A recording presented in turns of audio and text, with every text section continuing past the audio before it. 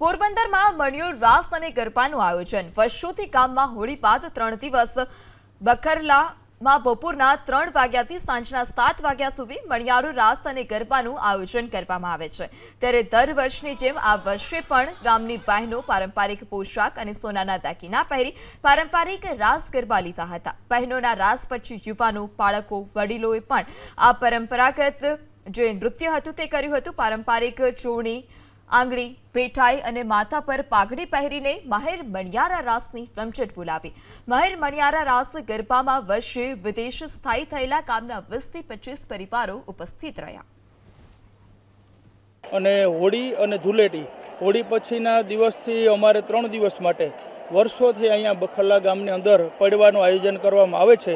આ 3 દિવસની અંદર 4 વાગ્યાથી અમારી સૌપ્રથમ માતાઓ બહેનો પૂર્ણ 100% ટ્રેડિશનલ ડ્રેસની અંદર સાચા ઘરણા પહેરીને અમારો જે ડ્રેસ છે ટ્રેડિશનલ એમાં રાહડાઓ રમે છે। ત્યારબાદ અમારા જે સુરવીર રાસ તરીકે પણ ઓળખાય છે અને ખાસ કરીને મહેરનો મણિયારો રાસ એનાથી સુપ્રસિદ્ધ છે। મેરનો મણિયારો રમાય ને મેરાણીઓના જે રાહડા રમાય, બધી બીનું દીકરીઓ રાહડા રમે।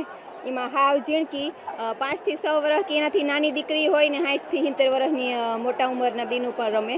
એટલે એક અમારો આ પરંપરાગત મણિયારો અને આ મેરાણીઓના રાહડા છે। અને દર વર્ષે આ હોળીના તહેવાર માટે આવીએ છીએ અમે।